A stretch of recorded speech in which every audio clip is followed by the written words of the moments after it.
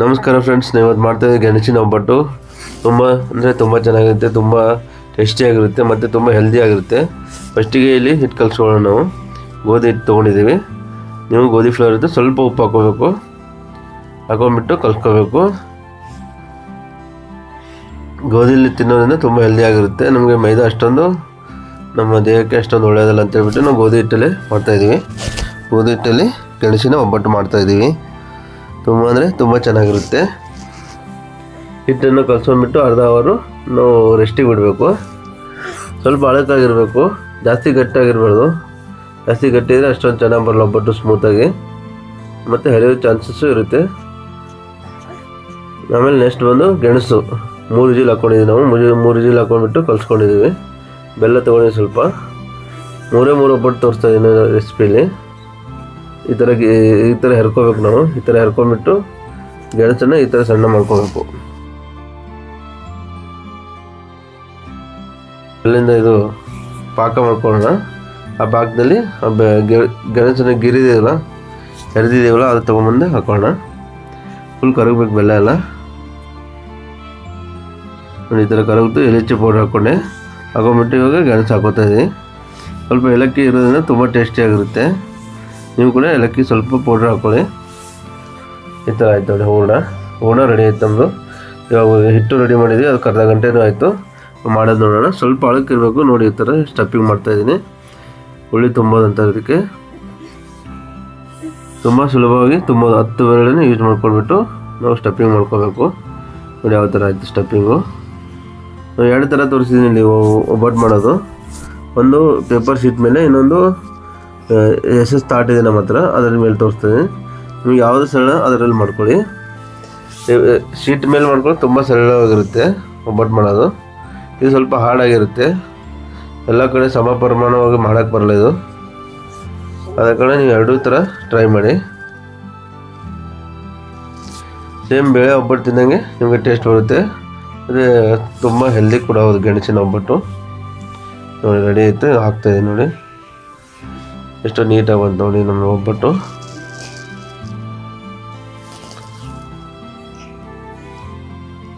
ನೋಡಿ ಈ ಥರ ಆದಾಗ ಫುಲ್ ಡ್ರೈ ಆಗುತ್ತದೆ ಸ್ವಲ್ಪ. ಇವಾಗ ನೋಡಿ ತಿರುಗಿಸ್ಬೇಕು ಅದಕ್ಕೆ. ನೋಡಿ ಯಾವ ಥರ ಬಂತು ಗೆಣಸಿನ ಒಬ್ಬಟ್ಟು.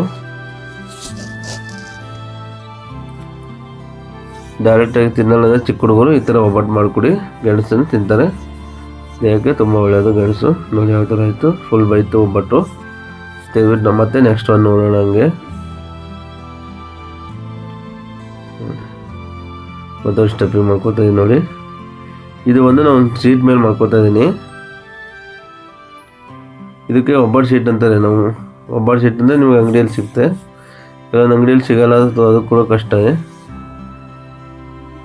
ನೋಡಿ ಈಗ ಒಬ್ಬಟ್ಟು ಶೀಟ್ ಇದೆ ನಮ್ಮ ಹತ್ರ. ಅದು ಕೆಳಗಡೆನೇ ಎಣ್ಣೆ ಹಾಕೋತಿದ್ದೀನಿ.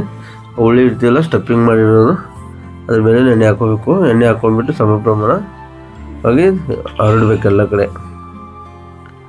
ಎಲ್ಲ ಕಡೆ ಒಂದೇ ಸಮ ಪ್ರಮಾಣದಲ್ಲಿ ಹರ್ಕೋಬೇಕಲ್ಲ. ನೋಡಿ ಈ ಥರ ಒಂದು ಶೀಟು ಕವರ್ ಇರ್ತದೆ, ಹ್ಯಾಂಡ್ ಕವರು, ಅದು ಕಟ್ ಮಾಡ್ಕೊಂಡು ತೊಗೊಂಡ್ರೆ ಈ ಥರ ನಿಮ್ಮೊಂದು ಶೀಟ್ ಸಿಗುತ್ತೆ ಮೇಲೆ. ಅದು ತುಂಬ ಸರಳವಾಗಿ ನೀವು ಮಾಡ್ಬೋದು.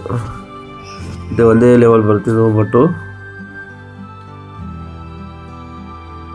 ನೋಡಿ ಯಾವ ಥರ ಬರ್ತಾಯಿದೆ.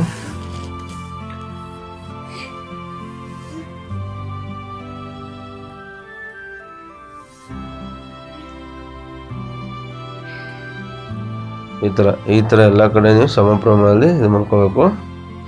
ನೋಡಿ ಎಷ್ಟೊಂದು ಈಸಿಯಾಗಿ ಬರುತ್ತೆ. ಇದ್ರ ಮೇಲೆ ಒಬ್ಬಟ್ಟು ಶೀಟ್ ಮೇಲೆ ತುಂಬ ಈಸಿಯಾಗಿ ಬರುತ್ತೆ. ಸ್ವಲ್ಪ ಹಂಚಿಗೆ ಎಣ್ಣೆ ಉಟ್ಕೊಂಡಿದ್ದೀನಿ, ಸ್ವಲ್ಪ ಬೇಗ ಬಿಡಬೇಕಂತ ಹೇಳ್ಬಿಟ್ಟು. ನೋಡಿ ಈ ಥರ ಈಸಿಯಾಗಿ ಎತ್ಕೋಬೇಕು. ಆಮೇಲೆ ಈ ಥರ ಶೀಟಲ್ಲಿ ಮಾಡಿದಾಗ ಹರಿಯೋ ಚಾನ್ಸ್ ತುಂಬ ಕಡಿಮೆ. ಆಮೇಲೆ ಹೂರಣಕ್ಕೂ ಮತ್ತು ಹಿಟ್ಟಿಗೂ ಸಮ ಪ್ರಮಾಣದಲ್ಲಿ ಅಳಕಾಗಿರಬೇಕು. ಒಂದು ಗಟ್ಟಿ ಒಂದು ಅಳಕಾದರೆ ಚೆನ್ನಾಗಿ ಬರಲ್ಲ ಒಬ್ಬಟ್ಟು, ಸ್ಮೂತ್ ಇರಲ್ಲ. 2 ಸಮವಾಗಿ ಇರಬೇಕು. ಅವಾಗ ನಿಮಗೆ ತುಂಬ ಚೆನ್ನಾಗಿ ಬರುತ್ತೆ ಒಬ್ಬಟ್ಟು. ನೋಡಿ ಈ ಥರ ಗುಳ್ಳೆ ಬರ್ತಾಯಿದೆ. ಗುಳ್ಳೆ ಬಂದಾದಮೇಲೆ ತಿರುಗಿಸ್ಬೇಕು ಒಬ್ಬಟ್ಟನ್ನ. ನೋಡಿ ಇವಾಗ ಇನ್ನೊಂದು ಮಾಡ್ಕೋತಾ ಇದ್ದೀನಿ ನಾನು. ಒಬ್ಬಟ್ಟು ಬೈತಿದೆ, ಇನ್ನೊಂದು ಮಾಡ್ಕೋತಾ ಇದ್ದೀನಿ ನಾನು. ಸ್ಟಫಿಂಗ್ ತುಂಬ ಈಸಿಯಾಗಿ ಮಾಡ್ಕೊಬೋದಿವಲ್ಲ. ನೋಡಿ ಈ ಥರ ಆಯಿತು. ಮೇಲೇನು ಕೆಳಗಡೆ ಎರಡು ಕಡೆ ಎಣ್ಣೆ ಹಾಕಬೇಕು. ಚೆನ್ನಾಗಿ ಒಬ್ಬಟ್ಟು ಒಂದೇ ಲೆವೆಲ್ ಆಗಿ ಚೆನ್ನಾಗಿ ಬರುತ್ತೆ ಇದು ನೋಡಿ.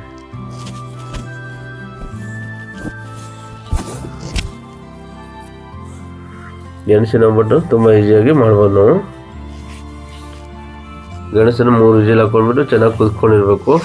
ಕುದಿದಾದ್ಮೇಲೆ ಹೆರಿಬೇಕು ಚೆನ್ನಾಗಿ. ಇದಕ್ಕೆ ಅದಾದ್ಮೇಲೆ ಸ್ವಲ್ಪ ಬೆಲ್ಲದ ಪಾಕ ಮಾಡ್ಕೊಂಡ್ಬಿಟ್ಟು ಅದಕ್ಕೆ ಹಾಕೊಂಡ್ಮೇಲೆ ಹೂರ್ಣ ರೆಡಿ ಆಯಿತು.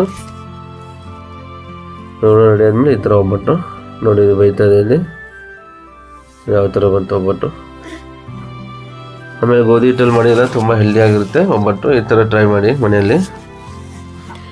ಮೈದಾ ಎಷ್ಟಾಗೋದಷ್ಟು ಕಡಿಮೆ ಯೂಸ್ ಮಾಡೋಣ, ನಾವು ಅಲ್ಲಿ ನೀವು ಅಲ್ಲಿ ಎಲ್ಲರೂ.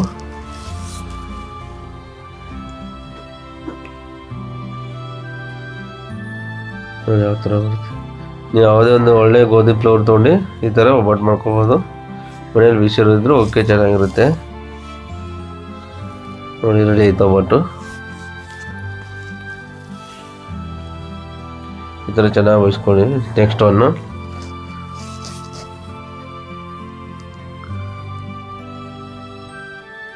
ನೋಡಿ ಆ ಥರ ಗುಳ್ಳೆ ಗುಳ್ಳೆ ಬಂದಾಗ ತಿರುಗಿಸ್ಬೇಕು. ಅದಕ್ಕೆ ತುಂಬ ಅಂದರೆ ತುಂಬ ಚೆನ್ನಾಗಿ ಬರ್ತದೆ ನಮ್ಮ ಒಬ್ಬಟ್ಟು, ಗೆಣಸಿನ ಒಬ್ಬಟ್ಟು. ನೀವು ಈ ಥರ ಮನೆಯಲ್ಲೇ ಟ್ರೈ ಮಾಡಿ, ಚೆನ್ನಾಗಿರುತ್ತೆ. ತಪ್ಪದೆ ನಮ್ಮ ಚಾನಲ್ನ ಸಬ್ಸ್ಕ್ರೈಬ್ ಮಾಡಿ, ಲೈಕ್ ಮಾಡಿ, ಮತ್ತು ಕಮೆಂಟ್ ಮಾಡಿ, ಶೇರ್ ಮಾಡಿ. ನೋಡಿ ಯಾವ ಥರ ಬರ್ತದೆ ಒಬ್ಬಟ್ಟು ನೋಡಿ. ಇರುತ್ತೆ ತುಪ್ಪ ಹಾಲು ಇದ್ದರೆ ತುಂಬ ಅಂದರೆ ತುಂಬ ಚೆನ್ನಾಗಿರುತ್ತೆ.